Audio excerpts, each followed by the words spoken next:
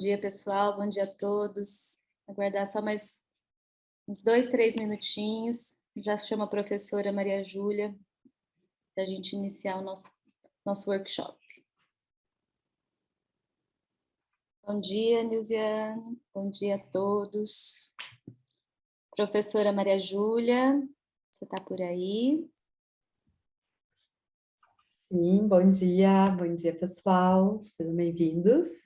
Bom dia, professora, muito prazer ter você aqui com a gente, uma profissional, uma grande profissional dentro da área do veganismo, né, do vegetarianismo. Sei que você segue essa linha, te acompanho nas redes sociais, acho muito bonito, venho tentando, confesso que ainda não sou vegetariana, mas gostaria de ser.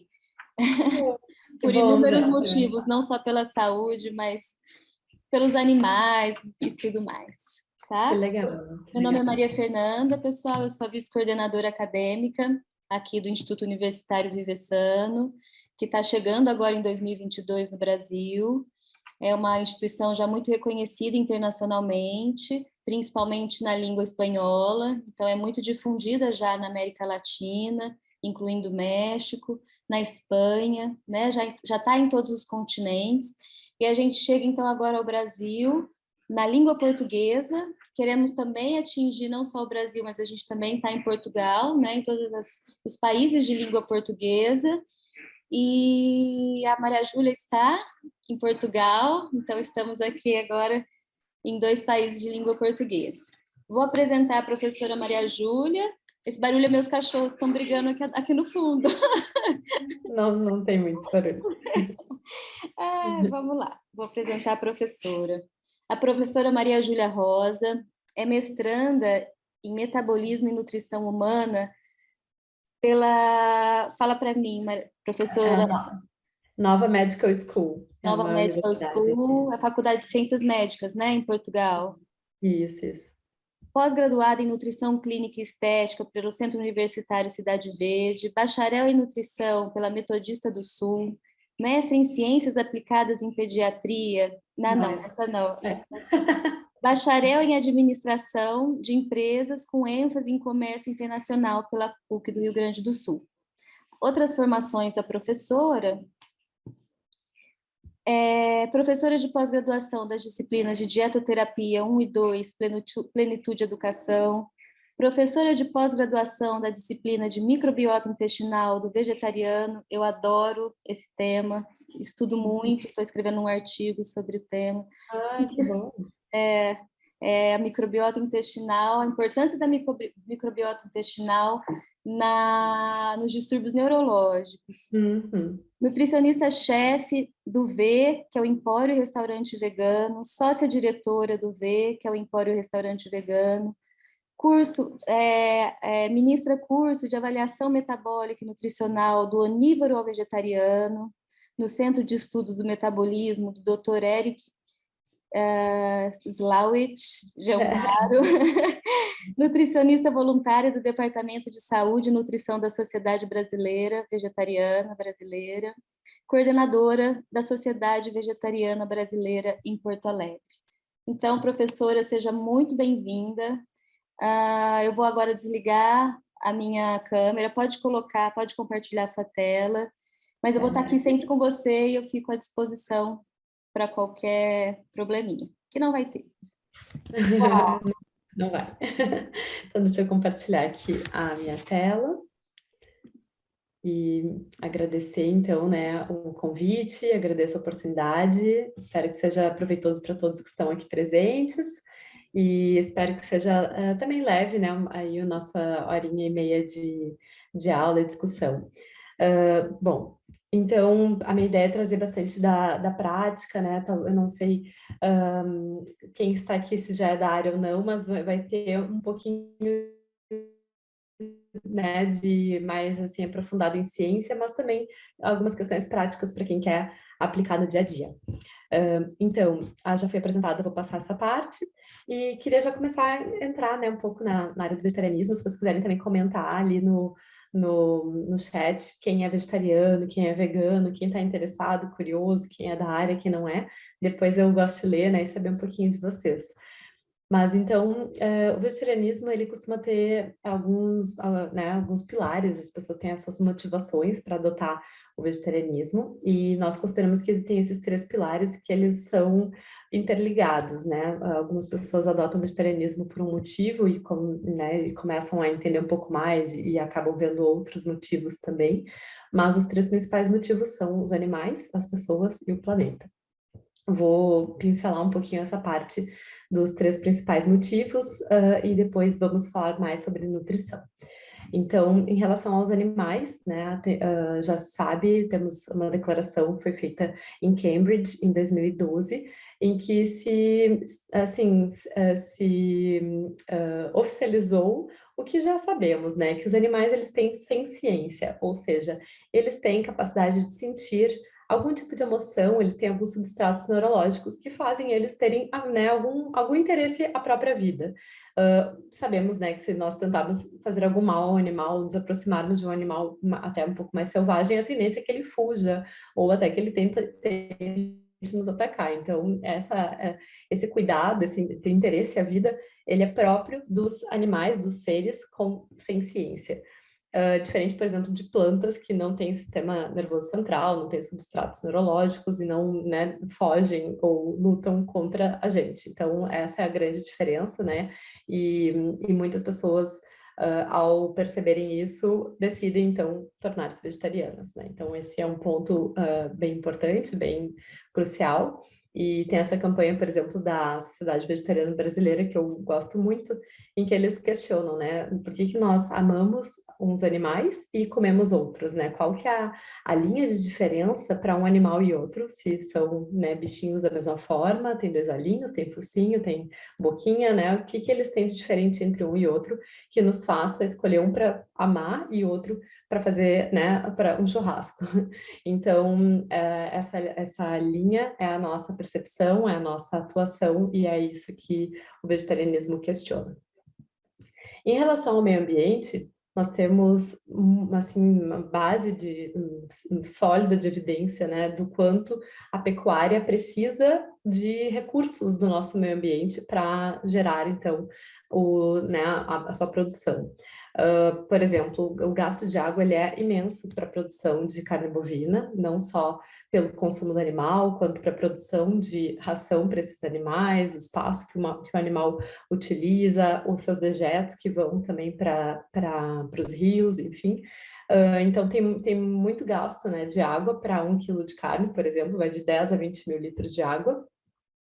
Temos também muita relação com o desmatamento, né? Porque o desmatamento ele ocorre para a plantação de soja e milho, que são substratos, né, de ração para os animais. Infelizmente, se todos os veganos comessem essa soja, teremos muito mais veganos, né? Mas a soja que é plantada no planeta é principalmente para virar ração animal. Então, tem aí uma perda, né, energética mesmo, que nós chamamos, né? A produção ali de grãos, ao invés de ir direto para as pessoas, passa por esse intermediário, que são os animais, e acaba tendo um gasto muito maior, né, de espaço e enfim, de planeta para a criação desses animais.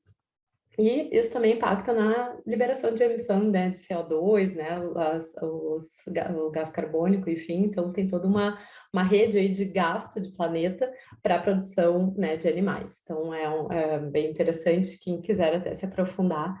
A Sociedade Vegetariana Brasileira tem um livro gratuito em PDF, ou pode ser comprado também no site, que se chama Comendo o Planeta. É bem interessante, foi feito por uma doutora bióloga, né, que tem muitas informações, e então, para quem quer aprofundar nesse tema, tem mais de onde tirar. Mas aqui eu fiz só uma pincelada rápida. E essa aqui é uma tabelinha, né, que foi feita pelo Sebrae, mostrando o quanto se gasta de água para produzir 1 quilo de alimentos. Então, por exemplo, mesmo o arroz, que demanda bastante água, ele precisa mais ou menos de 2.500 litros para ser, né, produzido 1 quilo de arroz seco, né? Para manteiga, por exemplo, vão 18 mil litros, para carne bovina, 17 mil litros, então o gasto é infinitamente maior. Aqui também é uma campanha da Sociedade Vegetariana Brasileira que se chama Segunda Sem Carne, em que eles estimaram a média de consumo de produtos animais por dia pelo brasileiro. Então, em média, um brasileiro, né, consumiria 24 gramas de ovos, o que é muito pouco, é meio ovo, muitas pessoas comem muito mais que isso, 311 gramas de carnes e 430 ml de leite e derivados. E o quanto isso impacta, então, em um dia, se a pessoa deixasse de consumir esses alimentos por um dia, ela pouparia 24 metros quadrados de terras, 7 quilos de grãos, especialmente soja, né, monoculturas, para os animais, 3.400 litros de água e 14 quilos de CO2. Então, imagina, né, se nós conseguíssemos fazer isso mais vezes que uma vez por semana, mas uma vez por semana já é o nosso primeiro passo, né? Então, essa é uma campanha muito interessante, é uma das maiores campanhas de vegetarianismo do mundo, e então fica também o convite para quem está aí entrando nesse mundo. Sobre o... Acho que eu pulei uma parte aqui. Sobre a parte das pessoas, então a primeira coisa que a gente pode pensar é sobre a segurança da adoção dessa dieta, né? Então esse aqui é um posicionamento, é um documento que eu gosto muito porque ele é muito completo e foi feito por uma entidade muito respeitada no mundo inteiro, que é a Academia de Nutrição e Dietética Americana. E esse posicionamento eles fizeram a partir de uma revisão sistemática de diversos estudos científicos, em que eles trouxeram que a alimentação vegetariana ela é totalmente segura para qualquer fase de vida. Né, ela é saudável, nutricionalmente adequada, promove benefícios à saúde e previne doenças. Então, além de ela ser possível e viável para qualquer fase de vida, ela também pode trazer benefícios à saúde, né, em diversas questões, diversas doenças. Então, esse é um ponto que eu acho muito importante, e muitas pessoas adotam o vegetarianismo inicialmente, né, e às vezes ao longo do tempo, pensando no benefício à saúde, né, e isso é visto na prática. Eu, como nutricionista, vejo muito pacientes que tinham, por exemplo, dislipidemia, né, que é o colesterol aumentado, tinham diabetes desregulada, terem muitos benefícios, muitos resultados a partir de uma adoção de uma alimentação vegetariana integral. Mas, e falando sobre as pessoas, então, além da gente ter, né, esses benefícios à saúde, a gente também sabe que tem essa perda energética, né? Para ter, por exemplo, 1 quilo de proteínas de origem animal, e aí pensando só em proteína, né, não é no componente inteiro, nós precisamos de 2 a 10 quilos de proteínas vegetais. Então, temos um desperdício, e tem uma questão muito interessante.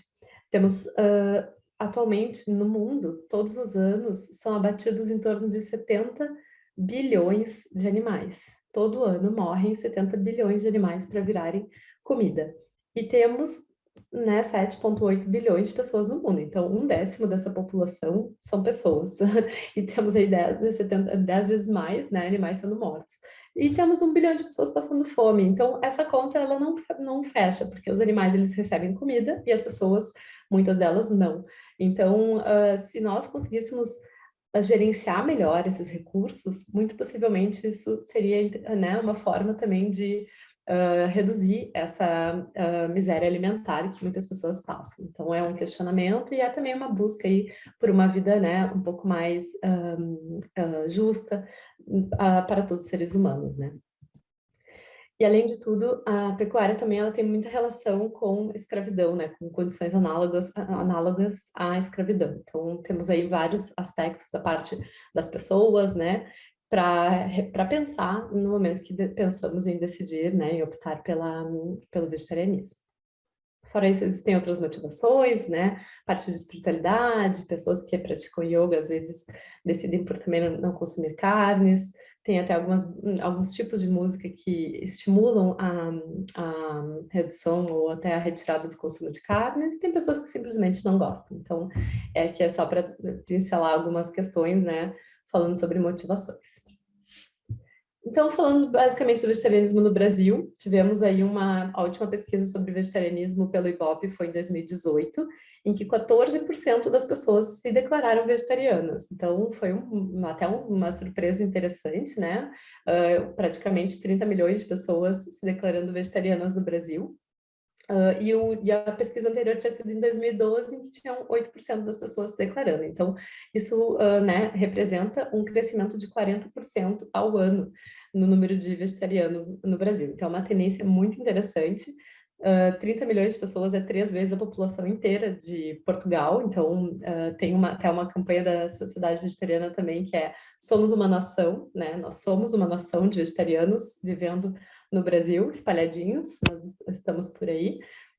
E é um público muito crescente, né? Então, acho que quem está aqui da área da saúde, pensando em conhecer um pouco mais, se atualizar em relação a isso, também é abrir espaço de um nicho de mercado que está aparecendo, né? Que está aí presente. E eu atuo, né, como nutricionista vegetariana, eu sou vegana e atendo veganos vegetarianos, e percebo isso, assim, uma demanda, né, uma carência de profissionais que entendam e que estejam prontos para atuar nessa área. Aqui também uma tendência de busca, né, do Google, então a gente sabe quanto mais as pessoas procuram no Google, mais tem aí o interesse aparecendo, né, então aqui é realmente bastante crescente. E então, vamos lá, né? Então, agora a gente já está um pouquinho mais convencido sobre o vegetarianismo, né? Já vimos ali sobre os pilares, sabemos que temos bastante pessoas já adotando, mas a primeira pergunta, né, de uma pessoa que decide, então, por esse caminho é, tá, então, mas o que que eu vou comer, né? Não vou comer nada, né? Se eu virar vegetariano estrito, se eu virar vegano, não vou comer nada. Então, eu vou trazer algumas questões para vocês. Primeiro, é sobre as escolhas, né? Por exemplo, aqui todos os alimentos dessa foto são veganos, mas a gente pode optar por um prato whole food plant-based, que seria né, vegetariano estrito, integral, com bastante grãos e verduras e alimentos de verdade, né, vindos da terra, e tem alimentos processados, ultraprocessados, né, com aditivos de sal, de temperos, especiarias aí um pouco interessantes, muitas vezes condimentos, né, um pouco interessantes, adição de gorduras saturadas, que também podem ser veganos. Então, quando a pessoa se declara vegetariana, vegana, a gente não pode inferir imediatamente que ela é uma pessoa que tem uma alimentação saudável. Atualmente, menos ainda, porque temos muitas opções não saudáveis aparecendo aí no mercado. Então, isso é um ponto, porque muitas pessoas falam assim, virei vegetariana e minha saúde melhorou. Ou virei vegetariana e minha saúde piorou. Por quê? O que que a pessoa está comendo? O que que ela passou a comer, né? Então, é difícil a gente saber sem uma avaliação mais aprofundada. Mas sobre o que o vegetariano come, eu sei que são os grupos alimentares que são, né, totalmente vegetais. Então, temos cereais integrais, leguminosos, ou cereais refinados, né? Mas eu gostaria de indicar mais os integrais. Leguminosas, né? O grupo dos feijões, lentilhas. Tubérculos, frutas, verduras, legumes, oleaginosas, sementes, ervas, temperos, óleos, gorduras e outros. Então, temos aqui bastante opções, na verdade. Aqui algumas exemplificações, né, de cereais integrais. Então, temos arroz, bulgur, apainço, milho, aveia, cevada, cuscuz, derivados, né, de trigo, como pães. Então, temos diversas opções. De leguminosas, temos feijões, né, de várias cores e tipos. Então, feijão preto, feijão branco, feijão carioca, vermelho, ervilha, favas, grão de bico, soja, né, e as lentilhas. Então, essas as mais comuns. Tem também tremoço e outras menos famosas. Temos tubérculos, né? Então, batata, mandioca, aipim, né? Batata doce, roxa, laranja, mandioquinha, cará, inhame, então várias opções. Frutas também, essas já são mais do dia a dia, né? Então, nem vou citar. E verduras, né? Legumes, então também toda a variedade de verduras e legumes. Oleaginosas sementes também, uma variedade enorme, sendo que algumas delas são bem interessantes por fornecerem também os ácidos graxos essenciais, né, como ômega 3 e ômega 6, então sempre interessante a gente usar um pouquinho na rotina alimentar, independente inclusive da escolha, né, entre vegetarianos ou onívoros, sempre é interessante que se tenha esses grupos alimentares presentes. Ervas e temperos, que são também bastante interessantes para brincar um pouco mais com o paladar, né? Especialmente numa transição em que as pessoas estão adaptando o paladar, às vezes o paladar muito puxado, né, para aquele alimento com mais gordura, que é uma carne, por exemplo, ao adotar uma alimentação um pouco mais rica em fibras, né, um pouco mais vegetal, as pessoas tendem a ter uma certa dificuldade com o sabor. Então, temperar bem pode ser uma estratégia bem interessante. E óleos, gorduras e outros sempre usados com moderação, né? Azeite de oliva, óleo de linhaça, óleo de girassol, temos o coco, o cacau, temos alguns aditivos, né, que daí não são tão interessantes para o uso contínuo, como o melado ou até os doces, né? Esses entram como situações mais pontuais. E numa alimentação vegetariana estrita, então, não inclui, né, nenhum tipo de carne, queijo, iogurtes, leites, manteiga, requeijão, ovos, gelatina que vem, né, dos ossos bovinos e suínos. E também a gente procura indicar, né, que se evite os alimentos processados e ultraprocessados. Então, alimentos de pacote, mesmo sendo veganos, a ideia é que eles sejam pontuais na rotina alimentar. Então, para quem também, né? Então, aqui estão só os desenhos, né, a gente já acabei falando. E os alimentos processados, então, a gente também busca evitar. E outra coisa que eu acho interessante falar, de evitar mesmo numa alimentação onívora, é a bebida alcoólica, né? Assim, mais rotineira, se possível, o quanto menos, melhor. E eu sei que isso é polêmico. Mas, enfim, vamos adiante. O que temos, então, de benefícios à saúde, né? O que o vegetarianismo pode trazer, então, além de tudo que nós falamos no início, né? Por que ele tem aí esse potencial de ser benéfico?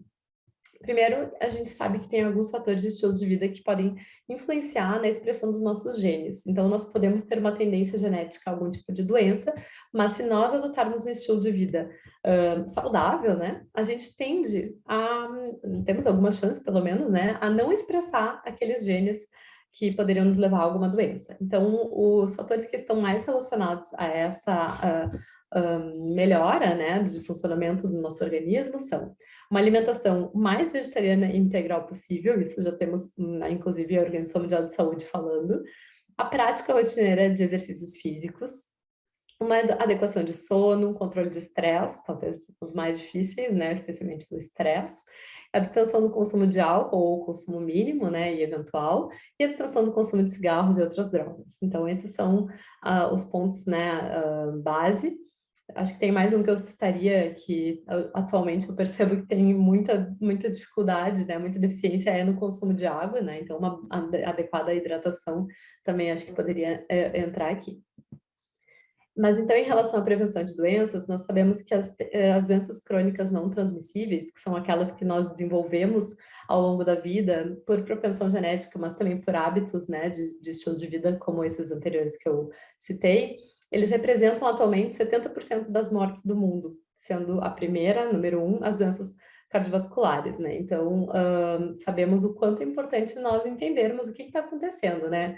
Por que temos tantas mortes, muitas vezes prematuras, em função dessas doenças desenvolvidas ao longo da vida. E aí, para a gente poder entender um pouquinho sobre o quanto o vegetarianismo poderia trazer algum benefício, eu selecionei esses 2 estudos de coorte, que são os maiores estudos com vegetarianos já feitos até o momento.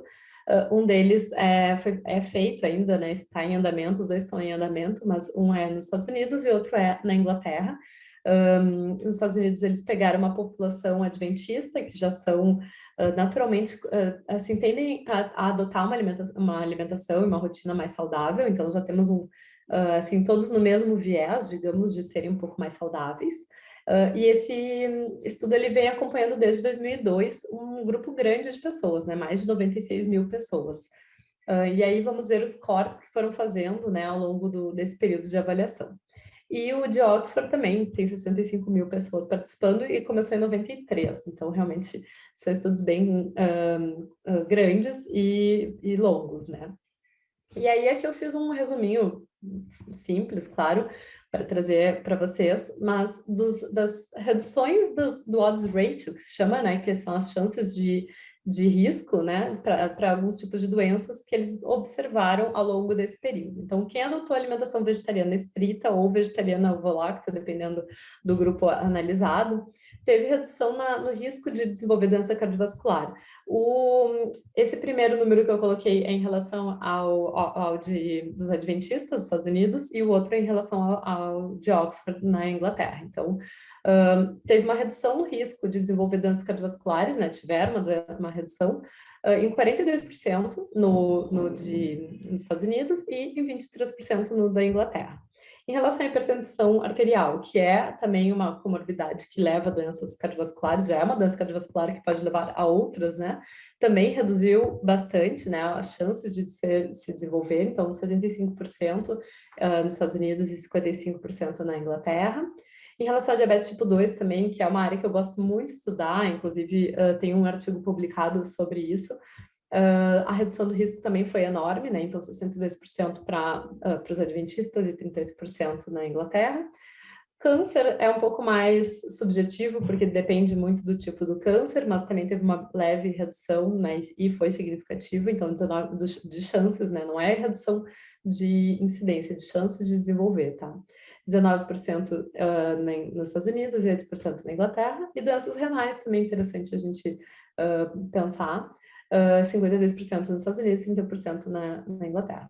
Em relação também a ganho de peso, né, a manutenção de peso, os onívoros, em média, isso aqui é só dos Estados Unidos, tinham um IMC de 28,8, que já é um sobrepeso próximo até do IMC de obesidade, e os vegetarianos, aí todo o grupo entre ovolactos e veganos, tinham a média do IMC em 22,5, que é dentro da normalidade, né, considerado eutrofia. Então, sabemos também que a alimentação vegetariana pode auxiliar no controle, manutenção, né, e talvez até redução de peso. Então, é mais um ponto aí interessante, porque a obesidade também é um fator de risco para outras doenças, né? Desculpa, vou tomar um golinho d'água só.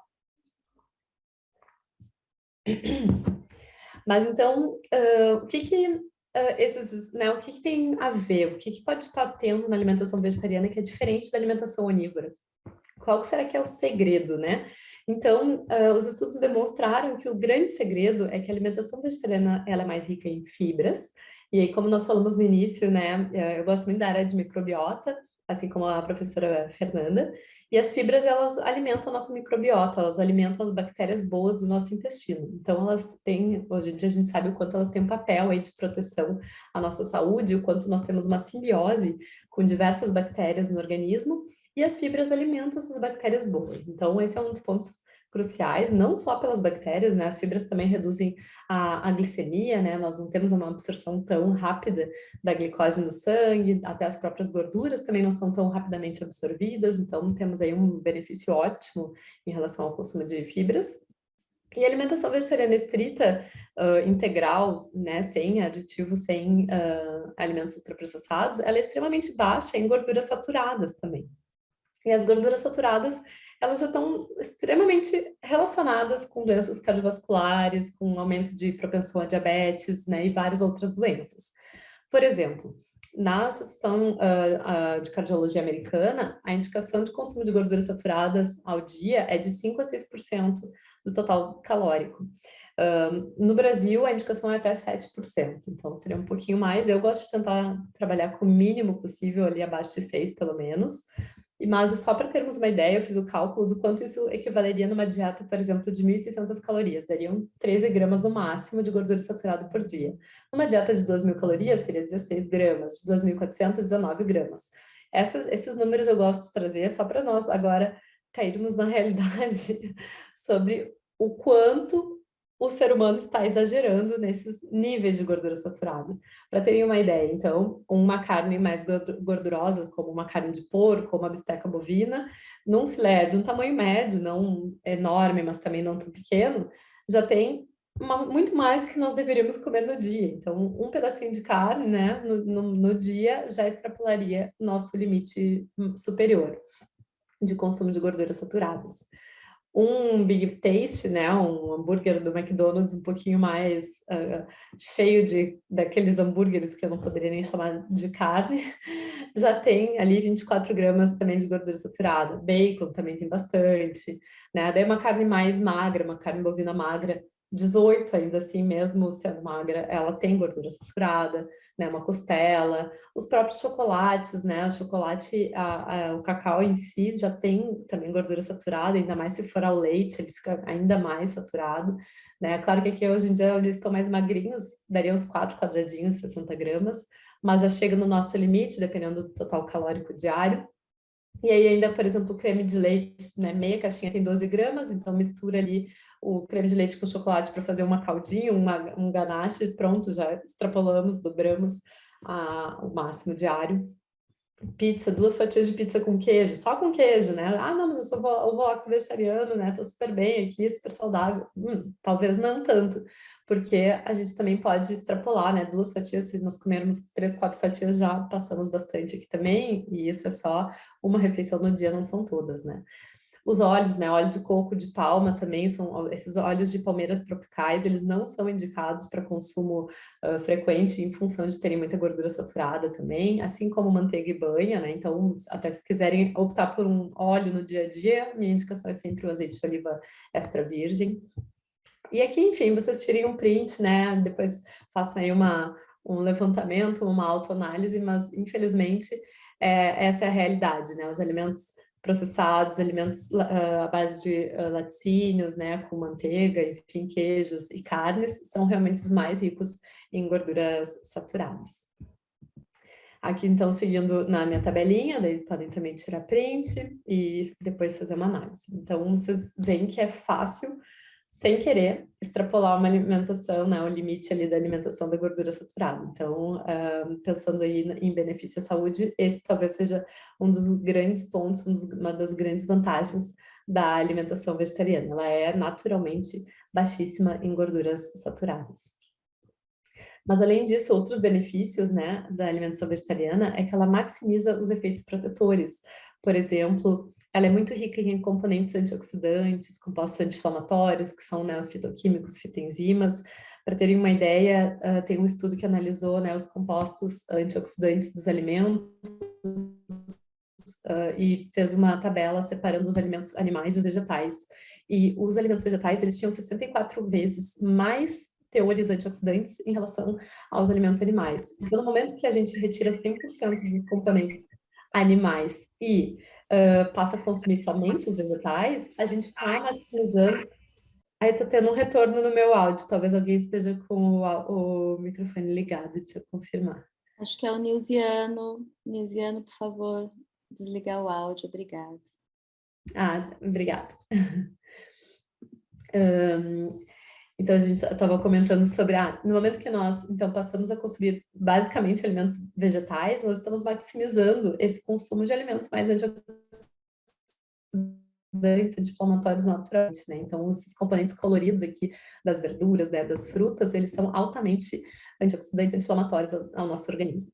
E esses componentes também, né, esses alimentos vegetais, eles também são ricos em fibras, como eu comentei, são pré-bióticos, que são comida para as bactérias probióticas, e no momento que tem comida, né, as pessoas ficam, né? Então, quando tem comida no nosso intestino, as bactérias ficam. Então, a gente consegue favorecer essa microbiota, né, um ambiente mais probiótico para o nosso intestino. Então, é um ganha-ganha, né? E não precisa fazer muita ginástica aí para as coisas ficarem mais adequadas nessa alimentação mais vegetariana. Na alimentação vegetariana também a gente consegue ter mais macronutrientes integrais, isso faz com que a gente também tenha uma absorção mais equilibrada e os micronutrientes muito mais abundantes, né? Mais vitaminas e minerais. Nós vamos em seguida também falar sobre quais são os nutrientes de mais atenção na alimentação vegetariana. E também, então, no momento que adotamos uma alimentação vegetariana, a gente está automaticamente também minimizando os efeitos patogênicos de alguns alimentos. Por exemplo, se nós, né, não consumirmos alimentos mais processados e ultraprocessados, nós estamos eliminando gorduras trans da nossa alimentação, estamos reduzindo, né, as gorduras saturadas ao mínimo, no momento que também retiramos esses alimentos, né, de origem animal. Na alimentação integral, estamos também retirando ou reduzindo o consumo de carboidratos refinados, o sódio, né, em excesso, que vem muito nos processados, os próprios contaminantes químicos que ficam muito depositados, né, nos tecidos adiposos de animais, também os produtos de cozimento em altas temperaturas, né, como o Neo5Gc, e o TMAO, que são produzidos ali no calor, né? E o TMAO basicamente é a partir da colina, né? E de outros, da carnitina, de outros componentes vindos das carnes. E alimentos oxidativos, o próprio ferro M, que foi muito falado na nutrição como o melhor ferro, que tem a melhor absorção, o excesso de ferro M também traz mais oxidação no nosso organismo. Então, temos aí um componente que nem sempre precisamos, né, ou é tão interessante assim. E as próprias endotoxinas, que são toxinas produzidas muitas vezes pelo nosso organismo e que nós não conseguimos eliminar pela falta de componentes antioxidantes. Então, esses são alguns pontos aí de atenção. Claro que eu não vou conseguir me aprofundar tanto em cada item, mas deixo também uma indicação de um livro da Melina Versanto e da Brenda Davis, né, que é Becoming Vegan. Eu estou tentando lembrar o nome em português, eu acho que é bem simples, acho que é 100% vegetariano. É bem simples e bem interessante, é um livro muito bom e que elas aprofundam bastante esses temas. Em relação aos nutrientes, então, primeiro temos os macronutrientes, né, proteínas, carboidratos e gorduras. Todos eles têm a função básica de fornecer energia para o nosso corpo, então, independente a distribuição, se nós não consumirmos muito de um alimento ou de outro, né, ou de um componente de outro, nosso corpo ele vai dar um jeito de conseguir energia a partir daquele substrato. Então, isso é base. As proteínas, elas têm uma participação nas estruturas celulares, produção de hormônios, enzimas, anticorpos. Os carboidratos, muito mais em energia mesmo, né? Então, produção de energia, liberação de energia para o nosso corpo. E as gorduras também podem nos dar energia, mas também participam das estruturas celulares, da absorção de algumas vitaminas e minerais. Proteínas, especificamente, acho que é a grande dúvida de todo mundo, né? A gente obtém muito a partir das leguminosas. As pessoas se confundem muito porque as leguminosas, elas, além de terem proteína, elas têm carboidrato, mas se nós formos ver como que é a distribuição ideal, né, de proteínas e carboidratos, principalmente aqui no nosso organismo, é uma distribuição muito equilibrada quando vem a partir das leguminosas. Quando nós montamos um plano alimentar a partir de leguminosas, com cereais, frutas, verduras, eu particularmente acho muito fácil de fechar os percentuais de proteínas e carboidratos e gorduras. Desculpem.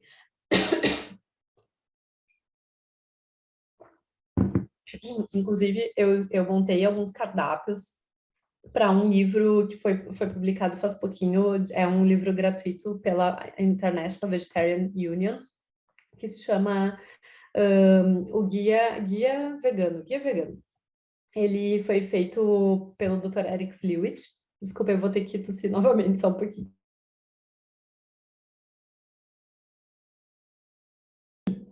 Desculpem, acho que eu me engasguei. Ele foi feito pelo Dr. Eric Slewich e tiveram 3 ou 4 nutricionistas convidadas para montar cardápios que abrangessem padrões alimentares de vários lugares do mundo. Então, eu montei do padrão alimentar europeu, asiático e africano. E nós calculamos um padrão alimentar com 1.600 calorias e outro com 2.100 calorias. Então, pensando mais ou menos na média que mulheres e homens consomem. Para nós mostrarmos, né, a partir desses cálculos, o quanto é fácil fecharmos as proteínas, não só as proteínas, como todos os aminoácidos essenciais. Então, porque tem muita questão, mas os aminoácidos, né, que são as partes das proteínas, vão ter os aminoácidos limitantes, não vai ser uma proteína completa. Então, esse cálculo ele foi feito muito detalhadamente para que nós mostrássemos que, sim, é muito fácil e é possível, de uma maneira tranquila, alcançar todos os nutrientes. Então, nós fechamos as proteínas, mas não só proteínas, como cálcio, ferro, íntegra nesse livro. Também, né, as proteínas, elas além de estarem muito presentes nas leguminosas, elas têm uma certa quantidade também nos cereais integrais, nas sementes oleaginosas. As sementes oleaginosas, elas inclusive percentualmente têm mais proteína do que as leguminosas, só que elas são muito mais calóricas, elas têm muito mais gorduras, então nós normalmente orientamos o consumo moderado, né, porque também pode aumentar muito o teor calórico da alimentação. Os estudos mostram também que as proteínas, elas, né, são alcançadas e ultrapassam as necessidades diárias quando as necessidades calóricas daquela pessoa, né, do indivíduo, são atingidas. Então, obviamente, uma pessoa que está fazendo restrição calórica, que está buscando emagrecimento, está fazendo uma dieta aí, né, espero que orientada, às vezes ela pode, né, dependendo de como for essa orientação, não estar alcançando o total necessário de proteínas no dia. Claro que, né, numa dieta bem organizada, normalmente a gente até preconiza esse consumo de proteínas, porque elas também favorecem aí uma maior saciedade e tudo mais. Também elas são formadas por conjuntos de aminoácidos, né, que devem ser consumidos ao longo do dia, não necessariamente na mesma refeição. Então, se sabe que aquele termo de proteína completa, incompleto não é mais utilizado, não é mais algo embasado pela ciência. Também uma orientação interessante é nós consumirmos as leguminosas como fonte proteica e não basear a fonte proteica em outros alimentos de origem animal, como ovos e queijos. Então, às vezes as pessoas param de comer carnes, mas passam a comer muito mais ovos e às vezes até queijos, o que faz com que elas mantenham um padrão de consumo de gordura saturada, às vezes até piorem esse consumo de gordura saturada. Aí o exame de colesterol aumenta, né? Outros marcadores, às vezes até inflamatórios, aumentam e as pessoas dizem que o vegetarianismo, né, piorou a saúde delas. Então, acho que é interessante aí focar muito mais nas leguminosas. E não, já se provou também que não há qualquer diferença na incorporação, na absorção, né, na utilização da proteína no nosso organismo, independente se ela seja, né, animal ou vegetal. Passando essa parte das proteínas, né, vamos falar dos carboidratos, né, e a dúvida também, meu Deus, eu vou comer mais carboidratos, eu vou engordar? Não, vai depender muito das escolhas, né, indo para alimentos mais integrais, como frutas, vegetais, legumes, grãos integrais, a tendência é que essas fibras desses alimentos façam com que a gente absorva de uma maneira equilibrada, né, e tudo é questão realmente de equilíbrio, né, que tenha um consumo adequado de carboidratos, proteínas e gorduras. E gorduras, o mais interessante, né, o que eu sempre gosto de trazer é cuidar os excessos, porque elas são muito mais calóricas e elas são, às vezes, muito mais palatáveis. Então, são fáceis da gente comer mais do que a gente precisa, né? Amendoim, oleaginosas, sementes, óleos em geral, azeitonas, chocolates, né? E aí também carnes vegetais, alimentos processados, ou, né, para quem é ovo-lacto ali, laticínios e ovos. Então, a adequação, né, cuidado aí nesse consumo de gorduras. Sobre os micronutrientes, então, né, sobre as vitaminas, os minerais, esses são os nutrientes de maior atenção na alimentação vegetariana. Então, temos o ômega 3, o ferro, o zinco, o cálcio, vitamina D e B12. Particularmente, são os nutrientes que eu vejo como necessários de ter atenção, independente da escolha alimentar. Mesmo para onívoros, são nutrientes que muitas vezes estão em falta para essas pessoas, né, ou estão consumindo inadequadamente. Então, já ficamos aí atentos, independente da escolha.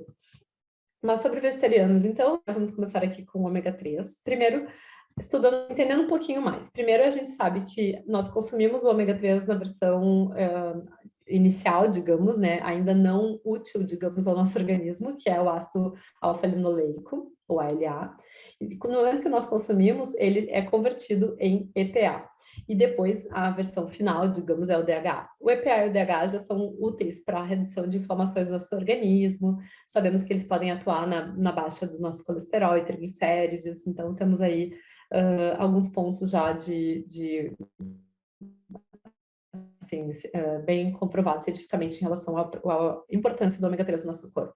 Temos uma questão interessante que se nós consumirmos muito ômega 6, ele vai alterar, vai atrapalhar essa absorção do ômega 3. Então, temos uma conversão ótima que seria de 4 gramas para 1 grama. 4 gramas de ômega 6 para 1 de ômega 3 no máximo, né? Pode ser menos, pode ser 3 para 1, 2 para 1, para 1. Mas o que acontece? No padrão ocidental, em que a pessoa come muita fritura, muito alimento processado, às vezes a pessoa está comendo 20 gramas de gordura do ômega 6 para 1 grama do ômega 3. Então, essa conversão, esse consumo atrapalha muito a conversão e a utilização do ômega 3 no organismo. Isso propicia também mais riscos cardiovasculares, mais inflamações no organismo. Além disso, temos aqui, então, as indicações diárias, né, as DRIs, para homens seriam 1,6 gramas por dia e para mulheres 1,1 gramas. Na nutrição vegetariana, a gente estima que, assim, para ter mais segurança, em oferecer praticamente o dobro desse valor. Então, eu costumo buscar o dobro, né, 3,2 e 2,2 para atingir adequadamente.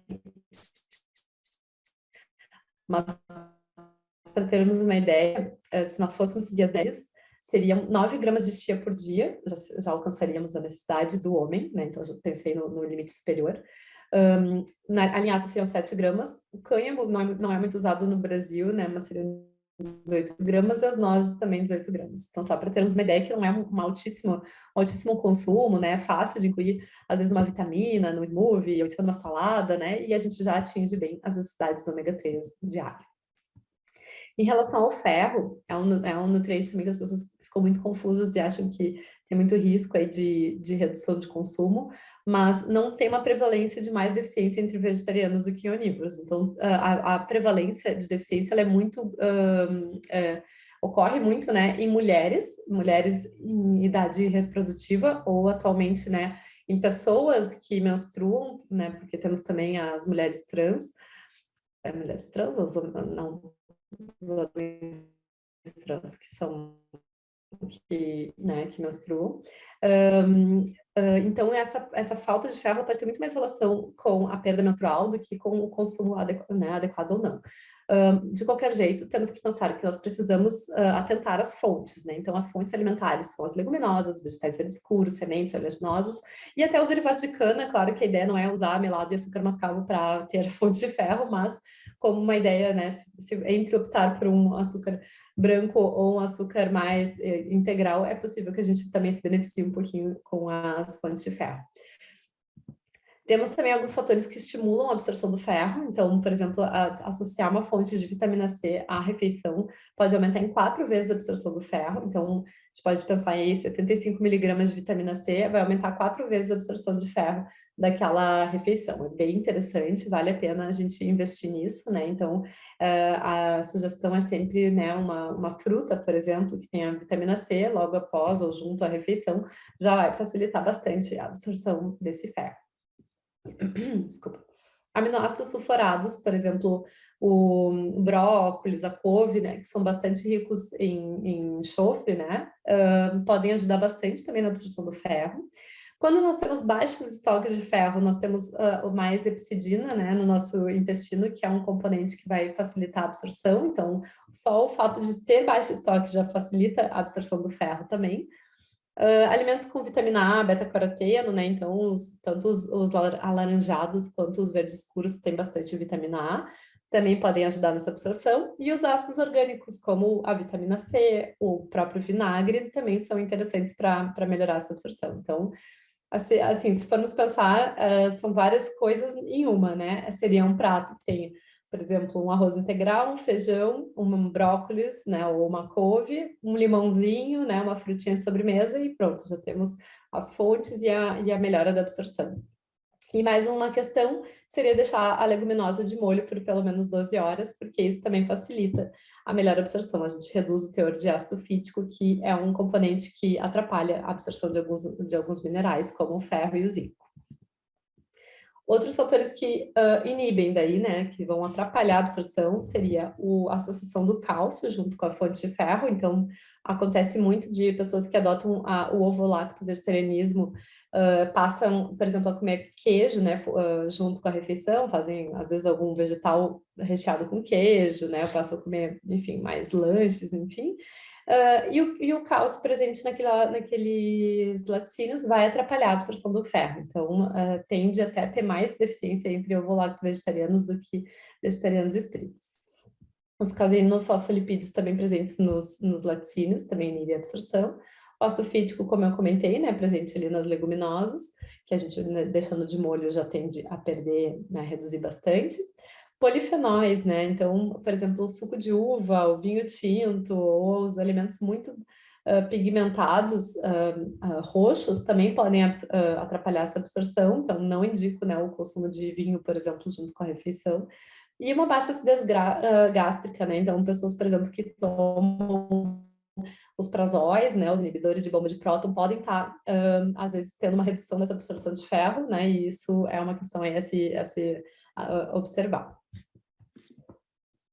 Bom, daí já aconteceu com alguma frequência, né? Eu recebi o paciente no consultório e ele falar que ele está com anemia e o médico mandou voltar a comer carne.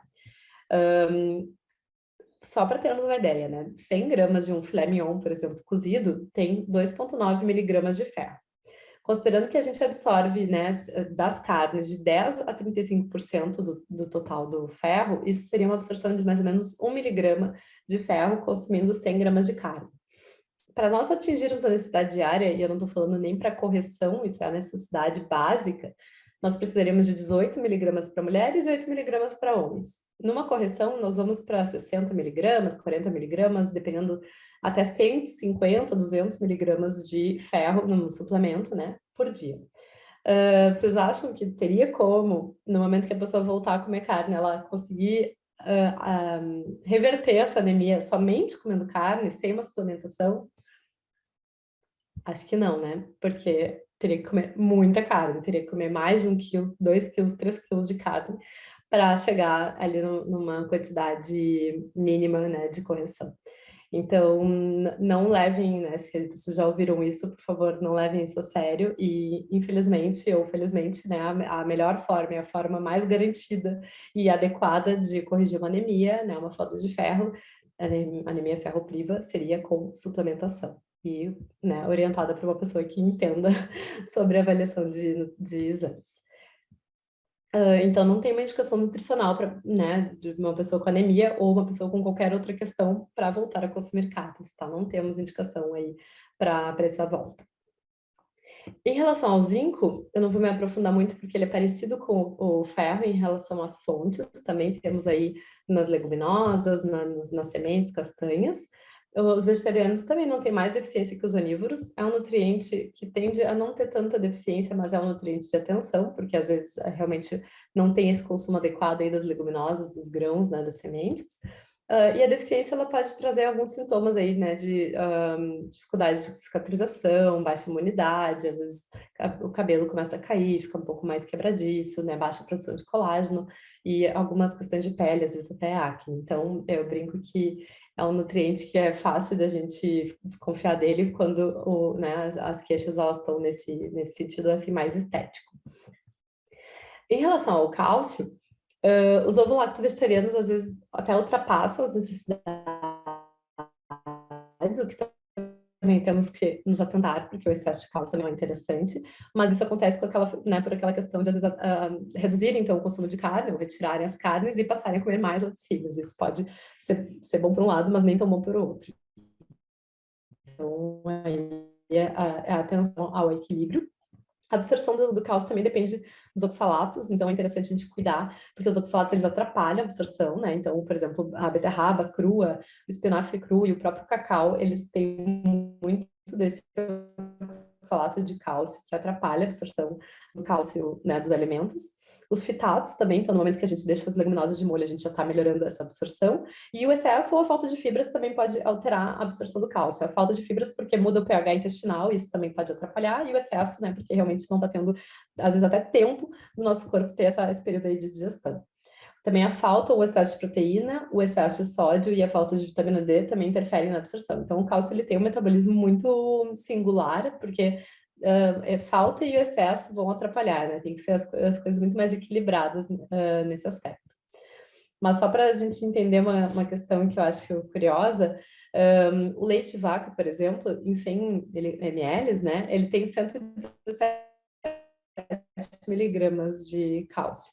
E, por exemplo, na couve tem 177. Então, nós temos muito mais cálcio na couve do que no leite de vaca. E a biodisponibilidade, a capacidade de absorção do cálcio na couve é na faixa de 60%, enquanto no leite de vaca é 35%. Então, né, poderíamos ter a couve aí como um alimento um pouco mais famoso, como fonte de cálcio, não, acho que poucas pessoas acabam sabendo disso. Então, os vegetais verdes escuros eles são muito aliados na alimentação vegetariana para promover, né, esse aporte de cálcio.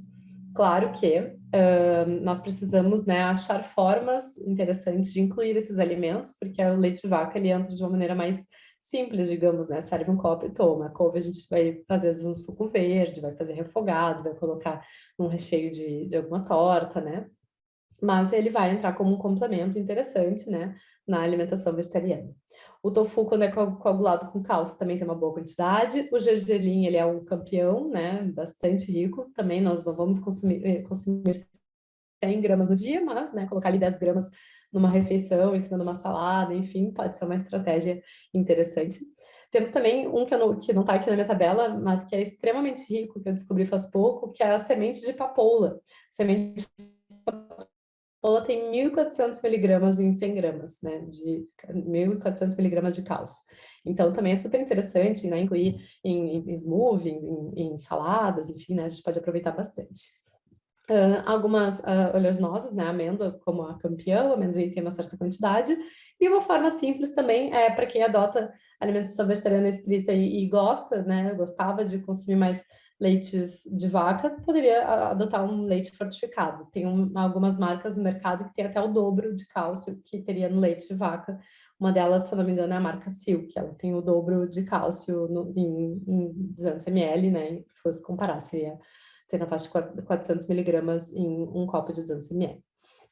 Mas, então, indo adiante, a vitamina D, então, tem um papel essencial também no nosso organismo, regulação, né, de alguns hormônios, absorção do cálcio, e a gente absorve muito menos cálcio quando a vitamina D está baixa, a gente absorve só de 10 a 15% do cálcio alimentar quando a gente tem um déficit de vitamina D.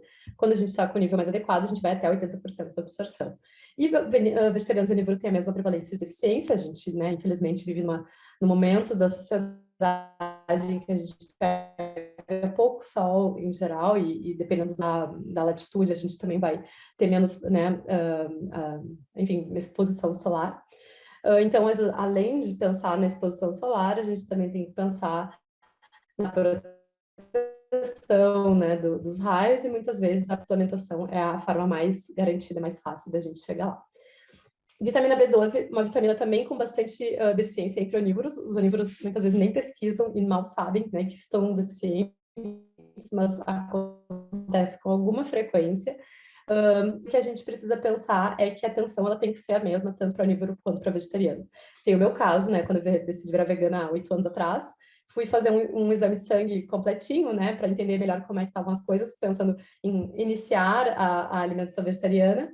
E, para minha surpresa, minha vitamina B12 estava muito baixa. Eu consumia carnes em todas as refeições, né? Era uma pessoa com uma alimentação onívora tradicional. Então, é interessante, né? Quem não sabe seus níveis de vitamina B12, que faça uma pesquisa e, claro, né, com indicação de nutricionista ou médico, faça a suplementação adequada se necessário. Na alimentação vegetariana, ela é de maior atenção, porque, sim, nós não temos fontes, né, seguras, e assim tem alguns, por exemplo, alimentos processados, como leites e queijos vegetais, que vêm com B12 adicionada, mas a dose é muito baixinha e muitas vezes não faria uma correção e às vezes nem manutenção desses níveis. Então, às vezes a suplementação é realmente a forma mais segura de nós mantermos os níveis adequados. E a falta de B12 ela é muito problemática a longo prazo. A curto prazo, muitas vezes não dá sintomas, mas começa, né, os primeiros sintomas são dificuldade de concentração e memória, às vezes até formigamentos, né, mais cansaço, perda de coordenação muscular, o que daí já começa a ficar um pouquinho mais sério, mas a longo prazo ela pode causar problemas neurológicos, né, que são irreversíveis, né, como problemas de Alzheimer, né, ou demência, enfim, estão relacionados também com vitamina B12 baixa, né, o excesso de homocisteína. Então, a suplementação deve ser feita com orientação. A gente sabe que para manter uma homocisteína baixa, uma diária costuma ser 400 microgramas por dia, então, às vezes, esses suplementos comerciais são muito baixos, né, são às vezes 2,4 microgramas, o que não faria diferença numa correção. Então, é importante que vocês avaliem com um profissional, né, capacitado, tá? Então tá, falamos sobre os nutrientes, espero que não tenha sido muito denso e que vocês estejam aí ainda, né, acordados, eu sei que é sábado de manhã, mas vamos lá que falta pouco. Sobre a montagem do prato, então, né, a gente tem a minha indicação geral, claro que cada pessoa é única, mas de uma maneira geral, como que poderíamos montar? Mais ou menos metade do prato com legumes e verduras, né, variando cores, né, e tendo ali pelo menos um vegetal verde escuro. Um quarto do prato poderia ser, então, cereais integrais tubérculos, e 1/4 para leguminosas. Assim, a gente, né, contempla todos os grupos alimentares. Aí, a minha sugestão também aqui é adicionar ali alguma castanha ou semente para dar um pouquinho mais também de saciedade, fontes de gordura de boa qualidade e até nutriente, uma frutinha rica em vitamina C logo a seguir. Então, esse seria um prato, né, lindo, né, que a gente tem em todos os grupos alimentares. Também indico aí, né, pensar no gergelim, linhaça, chia, para a gente ter vitaminas e uma parte de ômega 3, né, e aí essa combinação de cereal e leguminosa para ter uma boa variedade de aminoácidos. Aqui, por exemplo, né, uma sopinha com grão de bico, aqui um prato, né, um bowl com quinoa, grão de bico, tofu, legumes. Aqui um pãozinho com hummus, guacamole, né, e um bowl aqui de frutas com, enfim, acho que isso aqui não sei se é para pasta amendoim, mas é muito daí, pasta amendoim. Aqui também uma marmitinha, né, que iria arroz, ervilha, grão de bico, abacate e limãozinho. Um dal aqui de tofu com grão de bico, né, de repente com um arroz integral. Outro bowl bonito aqui, né, com arroz integral, um feijão, cogumelos, legumes. E sobre os também, da mesma forma, a gente pensa que uma fruta ou uma verdura, um cereal integral e uma semente oleaginosa ou leguminosa. Então, por exemplo, banana é uma fruta, aveia um cereal e chia uma semente. Palitos de cenoura e mandioca, então a cenoura é uma verdura, a mandioca cozidinha, que seria um tubérculo, e o hummus, que seria uma pastinha a partir de uma leguminosa. Ou um pão integral, que é então a base de cereal, com tahine, que é uma pasta de, né, gergelim, e abacate, que é uma fruta. Então a gente consegue contemplar os grupos alimentares, né, no momento que a gente começa a pensar neles aí, tanto em refeições principais quanto em lanches. Então aqui uma opção de lanche gostoso, outro lanche também interessante, né, frutinha com granola e iogurte vegetal, feito de tofu, por exemplo. Eu tenho uma receitinha simples, que é tofu com um pouquinho de limão e água triturado, né, vira um iogurtinho. Pãozinho com abacate, né, um salgadinho de grão de bico. Então, temos aí várias opções na nossa rotina. Então, em resumo, para finalizarmos, né, a gente adota uma alimentação com comida de verdade, com os alimentos mais integrais, modera, né, retira os alimentos mais processados e ultraprocessados, usa o mínimo de gorduras e óleos, porque também não precisamos de grandes quantidades. Pensamos na abundância de vegetais, frutas, temperos frescos e, né, secos, leguminosas, cereais integrais, e sementes oleaginosas, né, mantendo na rotina, mas com uma certa moderação. Para a gente pensar na transição, testar receitas novas sempre é interessante. Então, aqui tem algumas pessoas que eu acho legais, porque elas dão receitas mais saudáveis, integrais, né? Ir no restaurante vegano, vegetariano, para até pegar mais ideias, né? E conhecer um pouco mais dessa possibilidade alimentar. Tem um aplicativo que se chama Happy Cow, que ajuda a encontrar restaurantes próximos, acho bem interessante. Documentários, né, para a gente entender melhor a parte nutricional, a parte do meio ambiente. Então, temos vários documentários, inclusive no Netflix, que são muito legais.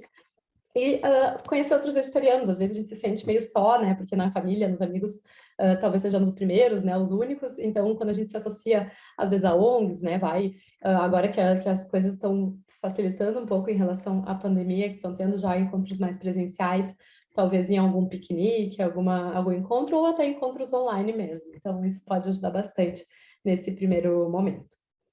Então, quero agradecer, quero, né, ficar à disposição agora para a gente debater um pouquinho. Tem esse texto, né, essa frase do Thomas Edison, que foi uma pessoa empreendedora, assim, muito admirável, né, de 100 anos atrás, que falou que o médico do futuro não vai mais tratar o corpo humano com remédios, mas vai curar e prevenir doenças com a nutrição. Na época não existiam nutricionistas, mas eu imagino que nós sejamos essas pessoas que estão aqui para tratar, né, e prevenir doenças com alimentos. Então, deixa eu ver melhor vocês e vamos conversar. Deixa eu interromper aqui.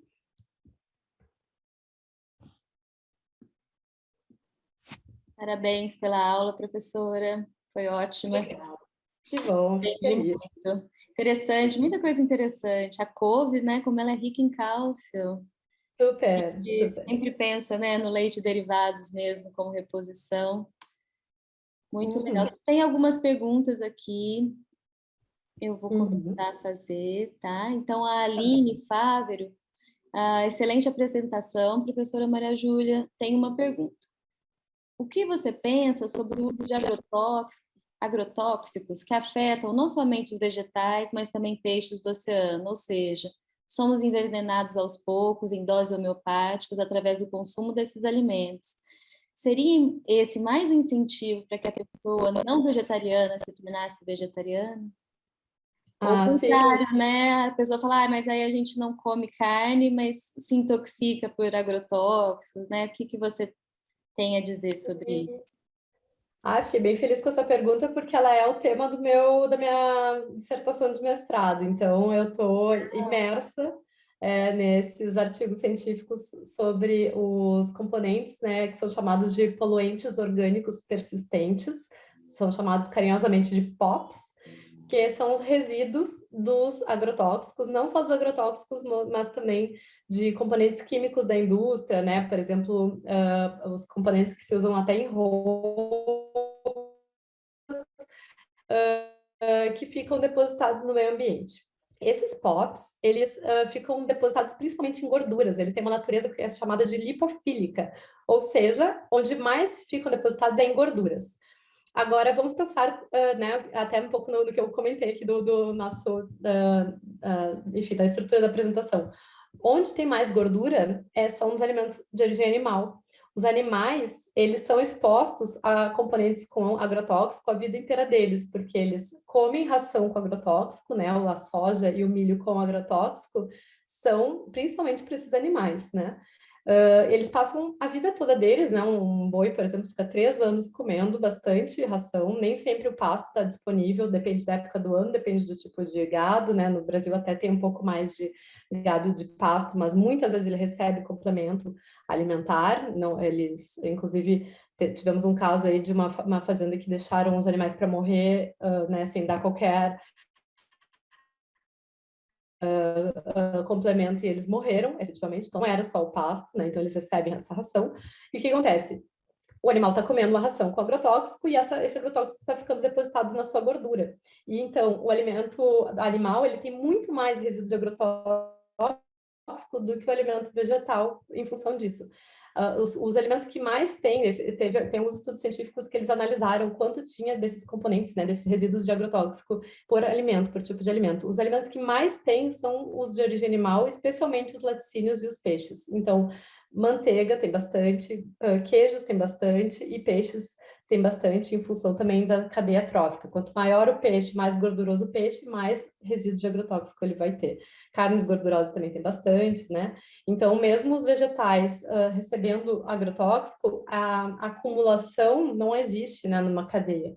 O que a gente pode fazer, claro, é tentar optar por orgânicos, mas o benefício de consumir um alimento, né, um vegetal, mesmo que ele seja de uma agricultura convencional, é maior do que o malefício daquele resíduo agrotóxico. E a pessoa vai reduzir consideravelmente a sua exposição aos agrotóxicos no momento que ela adotar uma alimentação vegetariana. É isso que eu estou trazendo na minha pesquisa. Muito legal, que interessante. Você já viu falar de táticas para tentar diminuir a concentração de agrotóxico dos vegetais, tipo bicarbonato por 2 horas? Isso tem efeito? Você já ouviu falar? Eu li sim esse estudo sobre o bicarbonato. Assim, ele não foi totalmente conclusivo, né? Mas assim, acho que tudo é válido.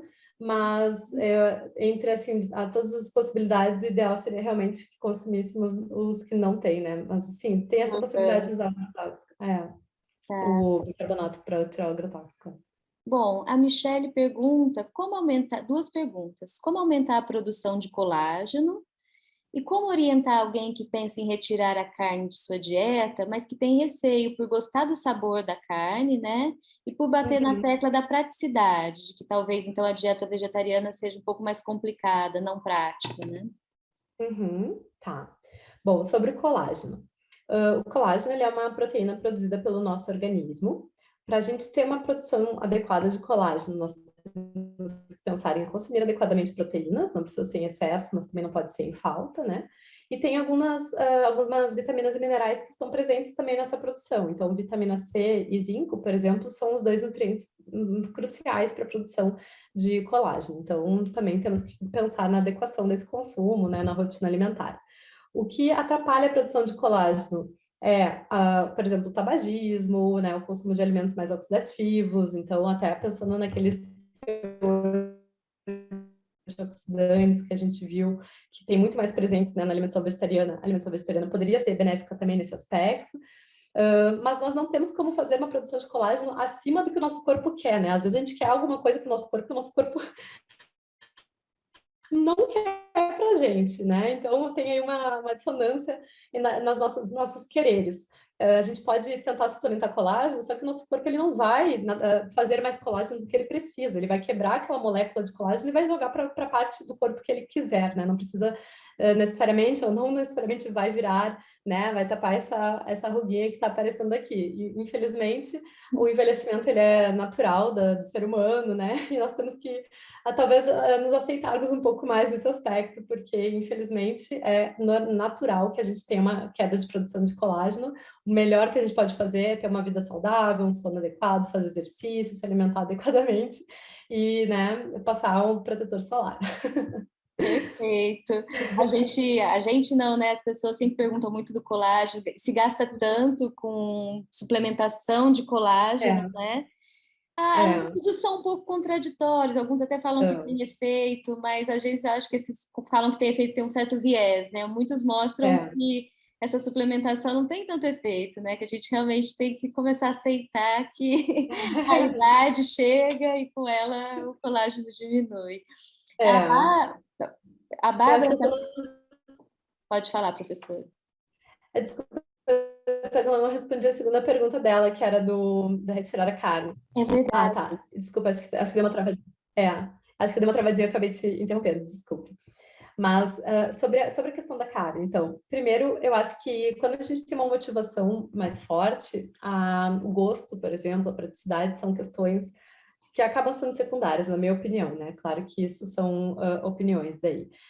Por exemplo, no momento que eu tive essa empatia com o animal, que eu decidi que eu não queria mais consumir, né, fontes de animais, porque eu queria que eles fossem tão amados, tão respeitados quanto eu quero que meu cachorrinho seja, para mim o gosto já não era mais algo, né, importante. Para mim, e é curioso que eu tomei muito mais gosto pela alimentação quando eu virei vegana, porque eu aprendi a usar melhores temperos, eu comecei a criar novas receitas, né? Eu comecei a achar a comida muito mais gostosa do que eu achava antes. Então, gosto é uma questão, né, que a gente pode aí modular, a gente pode alterar, mas realmente acho que tem que ter uma motivação interna, não adianta eu ficar aqui, né, querendo te trazer, enfim, querendo te convencer que tem que deixar de comer carne. Acho que eu querer deixar de comer carne, ele tem que ser de dentro para fora, né?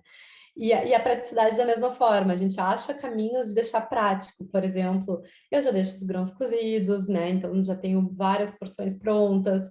Eu uso alguns grãos que já vêm congelados, por exemplo, a ervilha congelada. Eu gosto de usar também o tofu que já está pronto, então eu só pico ele e dou uma douradinha na frigideira, né? Então, a praticidade a gente vai achando os nossos caminhos no momento que a gente se propõe a fazer, né? Como tudo na vida, qualquer coisa que a gente quer fazer na vida, a gente acha um jeito de fazer com que aquilo aconteça, né?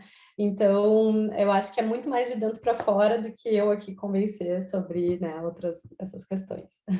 Eu concordo. E falando a minha pessoa pessoalmente, né? A gente estuda e a gente sabe dos benefícios, né? Da tirar a gordura saturada em excesso e tudo mais. Eu não sei se sou eu que estou travando, né? Acho que a minha Uhum. internet não está muito boa. Deu uma travadinha, mas eu consegui ouvir bem. Uhum. Tá. Eu tive o meu cachorrinho, que ele até faleceu há pouco tempo, mas ele era tipo um filho para mim. E nesse Ah, momento eu sentimento. comecei realmente a Uhum. querer virar vegetariana, porque eu comecei a ter, nunca, sempre gostei dos animais, mas a empatia depois ele me ensinou a ser muito mais, a ter essa empatia muito maior pelos animais. E a Uhum. carne começou a não ser mais, começou a ser mais indigesta, né? O meu Uhum. problema, por enquanto, né, a gente vai melhorando, é leite e derivados. Eu tenho Sim, paixão por leite e derivados e isso ainda me mantém como não vegetariana. Bom, sim, sim. vou passar para a pergunta da Bárbara. Estou na Tá. faculdade federal e fico impressionada com a quantidade de desinformação que eles passam. Como introduzir o vegetarianismo na faculdade? Ah, bom, Eu sou suspeita também, porque quando entrei, como a professora me apresentou no início, eu sou primeiro formada em administração. Quando eu tinha 20 anos, eu fiz faculdade de administração, e aí eu decidi fazer, né, nutrição e virar nutricionista quando eu virei vegana. Então, eu entrei na nutrição vegana e incomodando bastante os professores, né? Eu quero saber sobre veganismo, o que que tem sobre nutrição vegetariana. E os professores um pouco mesmo, assim, eles tinham muita desinformação. O que eu fiz foi estudar muito por fora, fiz muito curso, né, participei de congressos e li muitos livros, li muitos artigos. Inclusive, eu me formei com laurea acadêmica, né, de melhor aluna da turma, porque eu estudava muito para justamente saber, né, o meu tema, o tema que eu tinha interesse e que os professores acabavam não trazendo. Então, acho que a primeira coisa é a gente fazer a nossa própria pesquisa, não acreditar em tudo que nos falam, né? Às vezes a gente tem ali realmente professores que não estão atualizados, a gente vai ter que ajudar eles a se atualizarem. E no final da faculdade foi muito interessante que os professores, eu não estava ainda nem formada, já me pediram para palestrar sobre vegetarianismo, né, para os outros colegas enfim, depois de formada também.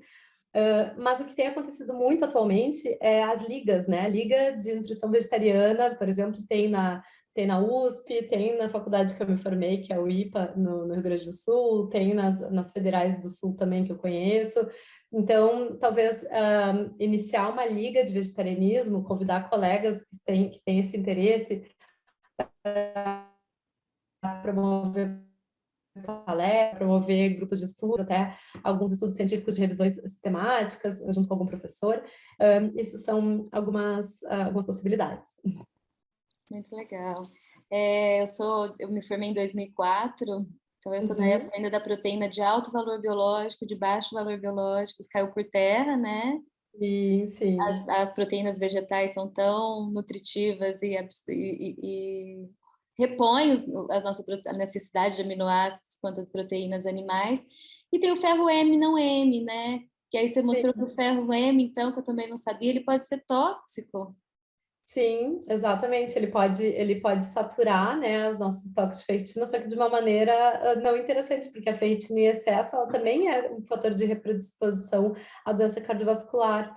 Então, o excesso também não é interessante. Claro que tudo é uma questão também de equilíbrio, né? Sim, mas então eu acho que devagar, na minha época de faculdade, como eu me formei em 2004, era muito difícil ainda o estudo dentro do vegetarianismo, do veganismo, né? Acho que apesar da gente ainda não estar no nível que gostaríamos, já estamos muito mais avançados, né? É, Já está muito mais concordo. difundido. Ontem eu vi que a Anitta, Sim.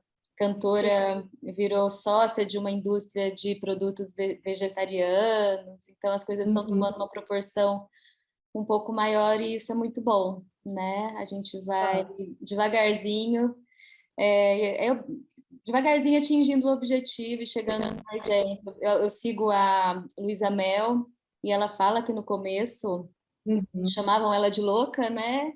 E hoje ela vê que Aham. cada vez mais pessoas entendem o que ela falava e vem criando muito adeptos, assim como você.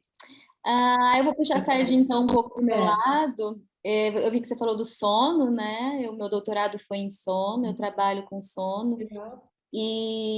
Agora, hoje eu sou eu sou representante do Conselho de Nutrição. Travou o meu? Travou um pouquinho, eu acho que se quiser repetir a parte de depois do sono, doutorado em sono. Hoje eu sou representante do Conselho de Nutrição dentro da Associação Brasileira do Sono. E a gente vem tentando Hum. também abranger esse tema, porque dentro da universidade não existe o tema sono, né? Então, o nutricionista não sabe como abordar o sono do paciente, e um sono de qualidade ruim faz com que ele ganhe peso, altere os hormônios do apetite e tudo mais.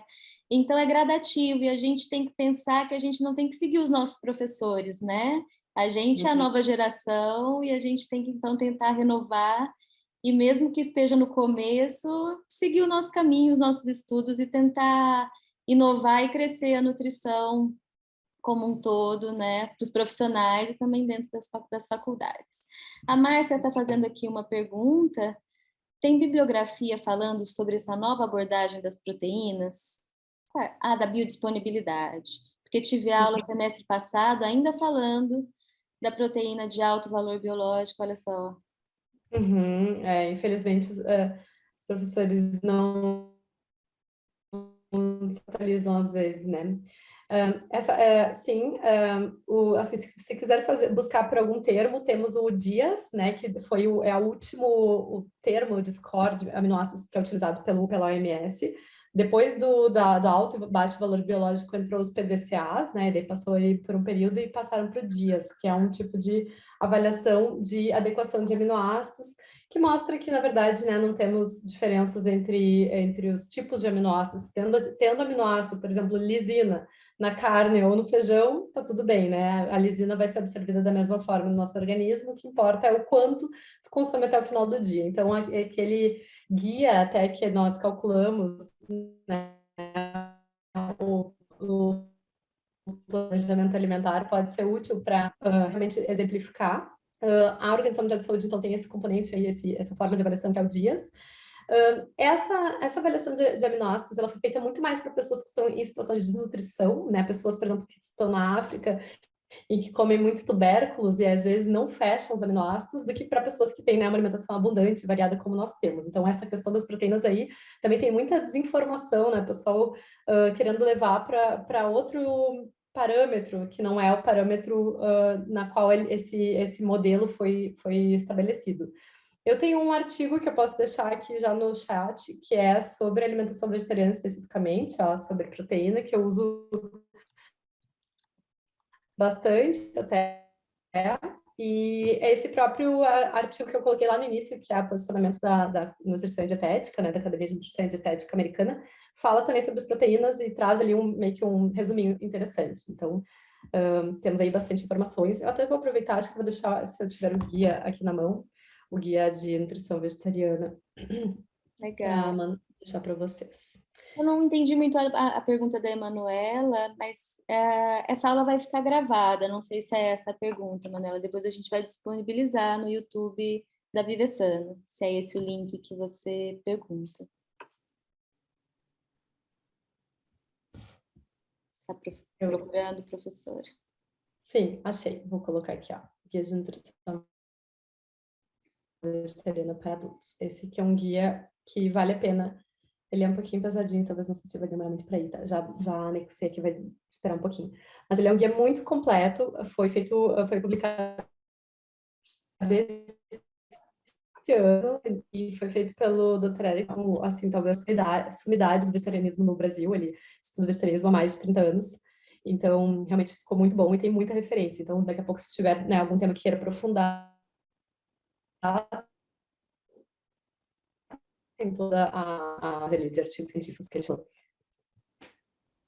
Tá. Travou? Ou tá tudo certo?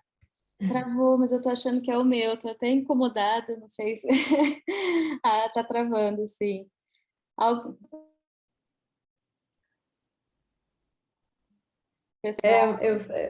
Pessoal, durante a aula, vocês travou para vocês? Porque durante a aula travou um pouquinho para mim. Travou para mais alguém?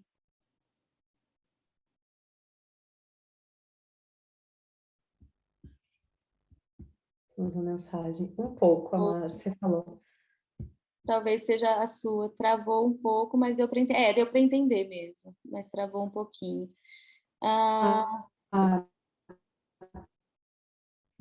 Peço vai investigar isso também.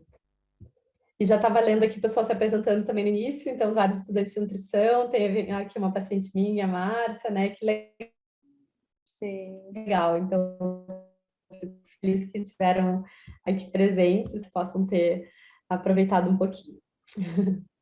Vamos esperar baixar tá baixando ainda agora acabou de ir o arquivo. Então tá ótimo. Acho que é isso, professora. Queria te agradecer, foi um prazer ter você aqui com a gente na Vivessano. Tenho tudo nas redes sociais, admiro o seu trabalho. Tenho amigas veganas, uma amiga neuro que é vegana, que eu sigo também, e ela... Ontem até mandei o link, a gente ainda vai dominar o mundo. Eu falei assim, espero que sim. Que legal, que legal. Eu admiro muito, um dia eu vou chegar lá. Com certeza. Tô quase. Não é tão difícil. Vamos lá. Não, Vem não cá. é. Eu trabalho muito com paciente renal crônico, que você até falou, e a gente tem que passar uma dieta restritiva, e a gente percebe que a proteína animal é mais agressiva para o rim. Uhum.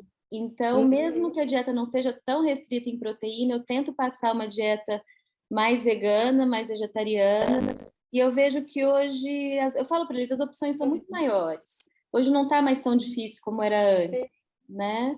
Você encontra muita Uhum. variedade de produtos já Verdade. prontos, né? Mas tem que tomar cuidado para não ser um ultraprocessado vegano, né? Tem essa. Exatamente. Então tá bom. É, Foi um muito prazer. bom. Até a Prazer também. próxima. Obrigada a todo Obrigada. mundo. Até mais. Até mais. Obrigada. Um beijo a todos e até mais. Tchau, tchau. Tchau.